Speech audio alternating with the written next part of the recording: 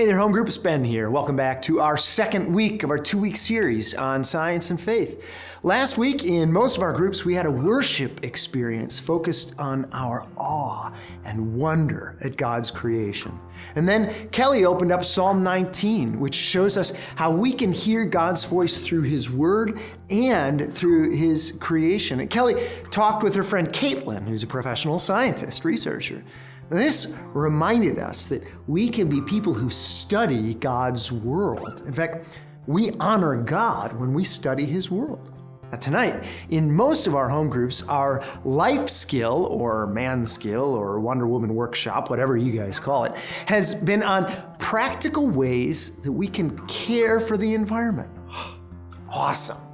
Those 3 ideas get to the heart of how science and faith fit together. People of faith are called to wonder at God's creation, study His creation, and care for His creation. Dude, that could be the end of this series. In fact, I kind of wish this were the end of the series. But anytime we talk about science and faith, people want to talk about something that I just don't want to talk about anymore. I kind of want to be done talking about this thing. But people are always asking about the Bible and evolution. Gosh, we talked about anxiety and mental health at MSM United. We talked about sex in January. We talked about our messy families at snow camp. Can we just stick to a topic that's not quite so tough?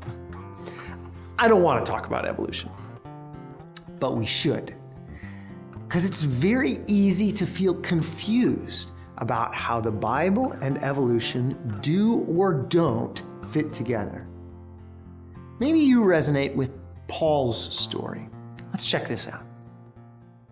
Hello, my name is Paul, and I am proud to be a science nerd. I studied physics in college and graduate school, and later on, I worked as an astrophysicist at NASA. Now I teach astronomy and physics to college students. The science nerd thing started pretty early for me. The birds in my backyard fascinated me when I was a boy, and I have loved the night sky for as long as I can remember. But when I was about 10, my dad handed me a book that turned me on to science for good. It was a book about natural history. It had hundreds of amazing pictures in it.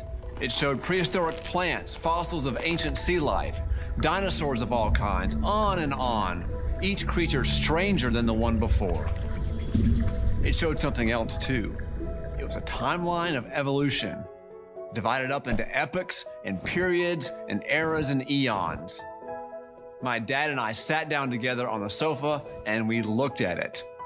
And we located ourselves within the Holocene epoch of the Quaternary period of the Cenozoic era of the Phanerozoic eon.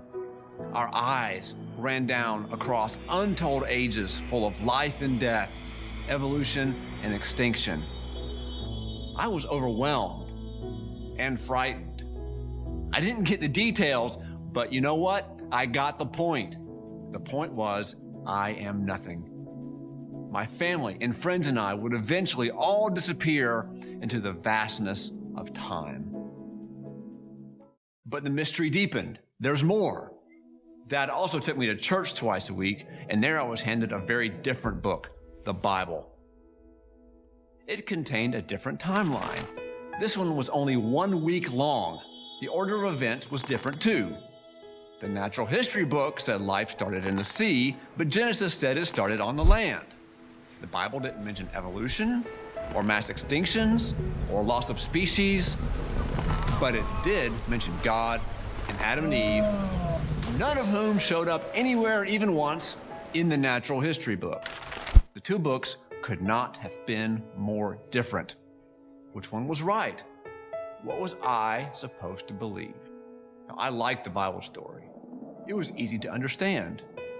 Instead of making me feel like nothing, it told me I am special. It said my friends and family and I are different from other animals. It said we're created in the image of God, and that was very reassuring.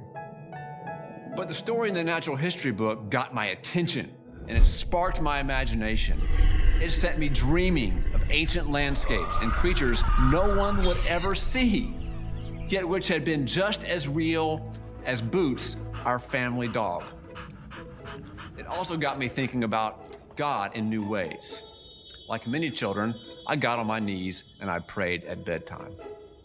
My belief in God had been simple and unclouded, but my growing understanding of science changed this. Believing in God became more complex because of the practically infinite amount of space and time and life and death out there. When Paul went back and forth between these two books, he experienced a phenomenon called cognitive dissonance. Cognitive dissonance, that's a fancy phrase. It means this. In your mind, there are two ideas. Both of them seem to be true, but they seem to contradict. You're having a hard time fitting them together. How could these two books possibly both be true? This natural history book and the Bible. Broadly speaking, there are three ways to resolve this cognitive dissonance. Now, one option is to take between the two books to reject the natural history book and accept the Bible. Human beings are unique and special in God's eyes. So evolution just can't be true. The folks who wrote the natural history book must be misinterpreting the scientific evidence. That's one approach. Option two, accept the natural history book and reject the Bible. I mean, the scientific evidence is overwhelming. This book provides an accurate account of how we got here, which means that this one is just wrong. Now, that's another approach. Paul Wallace wrestled with these questions and spent a few years at option two.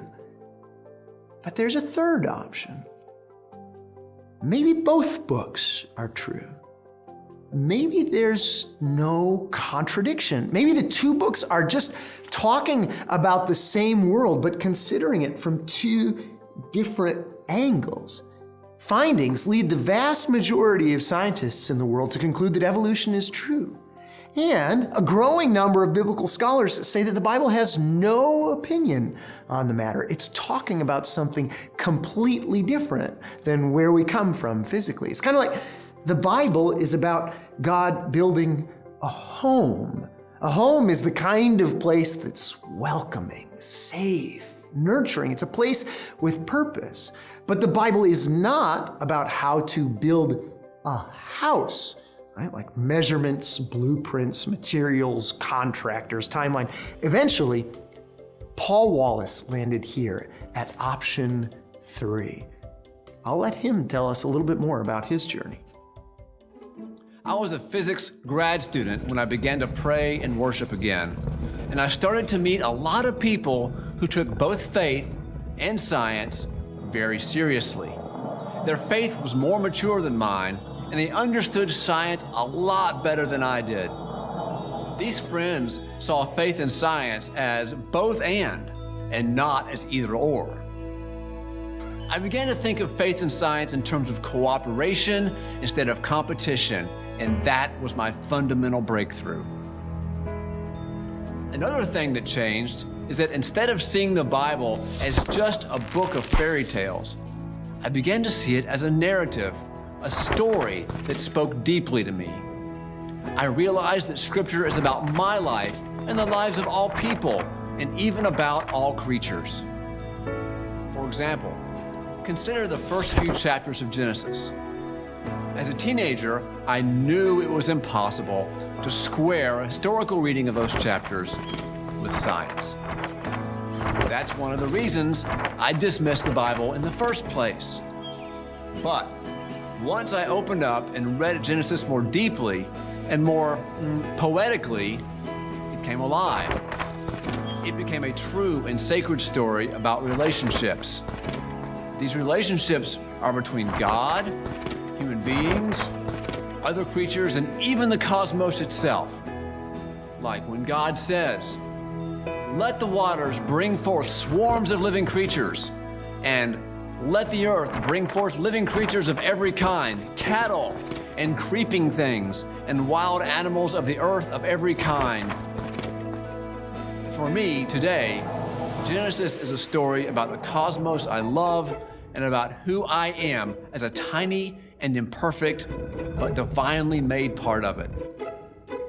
Seeing it through these new eyes helped me, for the first time, to feel at home in the cosmos. I eventually left my scientific career for seminary. There, I learned that Genesis has been read poetically ever since it was written. And as for the rest of the Bible, it's not just one kind of writing, it's a mixture of many genres, each one of which must be read and understood in a different way. Now, as you might have guessed, like Paul, I'm in for option number 3. I think both books are true. Now still, if Paul Wallace and I had lunch together, we wouldn't agree about everything, especially in terms of how to read the Bible. And that gets to the heart of just how complicated this topic is. We can't possibly do justice to the whole topic of evolution and the Bible in a short video like this. There are smart people who fall under all 3 umbrellas of those 3 options. Even on the MSM leader team, we have folks that are under 2 of the 3 umbrellas. We don't all agree about whether evolution is true, but we all agree as leaders that the Bible speaks truth that we need to hear. And whatever you think, whether you're under one of these 3 umbrellas or if you're just standing out in the rain and you don't know what to think, it doesn't matter. At home group, everyone belongs. And regardless of where you land on this, there's 2 things that we all need to know. If you forget everything else from this video tonight, just hang on to these 2 things. Number 1, you don't have to be afraid of science class. Go learn.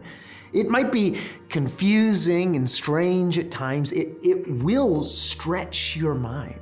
Learning will sometimes create that cognitive dissonance where you're like, how do these things fit together?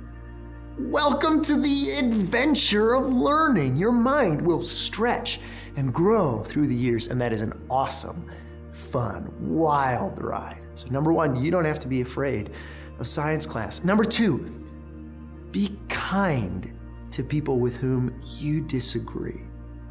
Be nice, okay? We can disagree about real things with real kindness. Even when the other person isn't being nice, be nice. Be the calming influence in that conversation. Even when you're certain the other person is wrong about something that matters, disagree kindly. Being kind and thoughtful is more important than winning an argument. Okay, for some of us, this video has been a lot to process. So for now, I am turning off the fire hose of information, and we're gonna go process further in our 4-to-1 time. Have a great discussion.